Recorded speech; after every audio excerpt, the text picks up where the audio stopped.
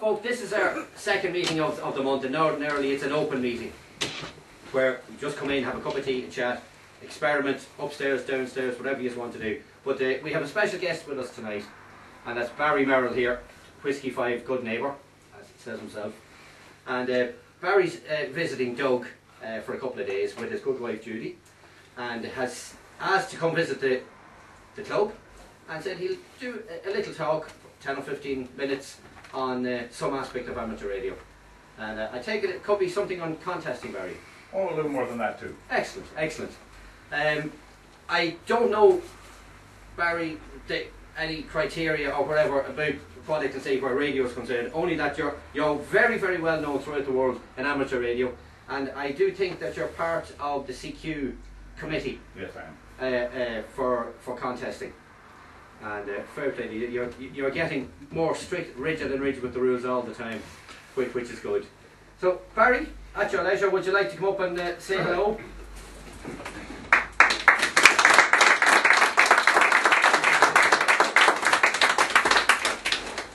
Thank you for inviting us. We have a home on Spanish Point, in case you don't know. We spend about half the year in this fair country, and we absolutely love it.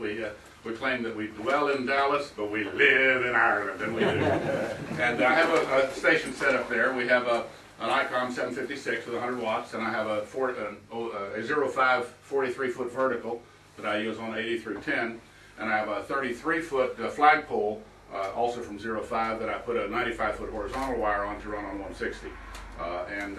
It's awfully fun to play from there. From back in Dallas, you can see I have a little bit bigger antenna. Actually, if you notice the size of the mast and the size of the antenna, it's good for about 10 miles an hour wind when it's fully extended to 90 feet. It's way overloaded with the antennas up. I have a few notes that I thought I'm going to remind myself with, but I thought I'd share with you. I've been at La Ham since I was 13. In April, I'll turn 70 on the Fahrenheit scale, but that's only 21 Celsius here. But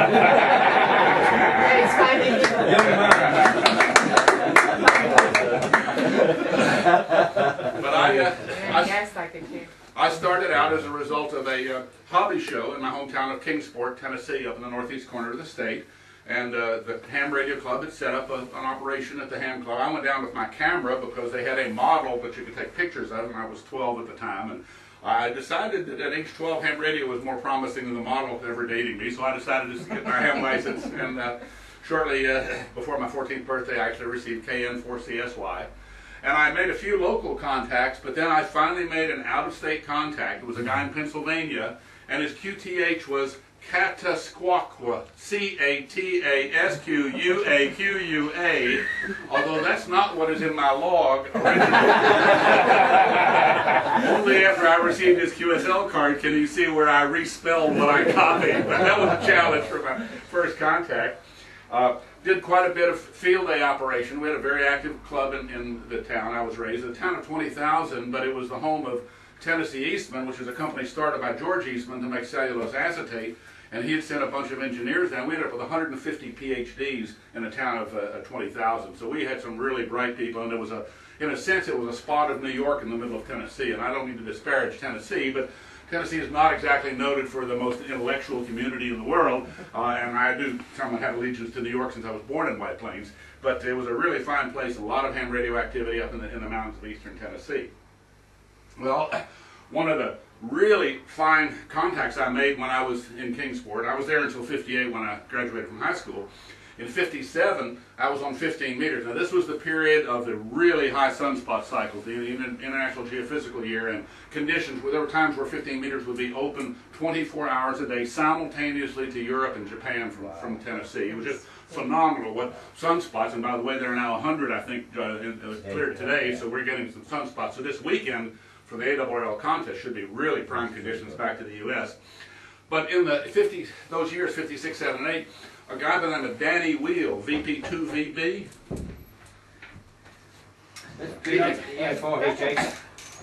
I'm Barry, good neighbor. Absolutely. Well, in those years, one of the first really big expeditions was this guy Danny Wheel, VP2VB, on a ship or a boat called the Yasmin. And he was traveling all around the Pacific, and Dick Spenceley, KV4AA from the Virgin Islands, was the real coordinator. In fact, he kind of ran this private club he would send you a letter saying, well, Danny will be on this island on this date and at this frequency. You can be the 7th person to call him. And basically it was, you paid to join the society to work these countries early on, and then after Danny had worked all of Dick's list, then he would move to the more common frequencies and work everyone. But on 15 meters, one morning, 6 o'clock in Dallas, in Kingsport, I heard Danny trying to call Dick, and Dick trying to call Danny, and as 15 skip would be, neither could hear each other, but I had, for me, then as a teenager, the real privilege of relaying between these two incredibly well-known hams.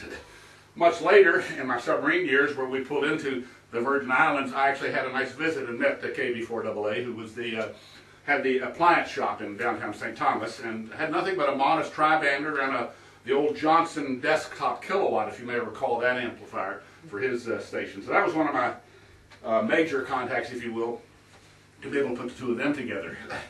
I went off to Notre Dame in 1958 after I got out of high school and started the Ham Radio Club there. And we were able to fund the Ham Radio Club because they had the first collegiate jazz festival at Notre Dame, and nobody had gone forward and asked to sell the refreshments, so I was able to sell the refreshments as the Ham Radio Club, and we were able to buy a Hallicrafter's transmitter and receiver, and so we put a very, very nice club station on the air from Notre Dame in those years. Then in '62, without a degree, I left Notre Dame. In those 4 calendar years, I only attended 6 semesters. I dropped out a couple of times for 1 year just for bad reasons, and the next year to race motorcycles. You're in good company. Big Sears just picked up. Maybe one of them. The motorcycles were the good We want to hear the motorcycles.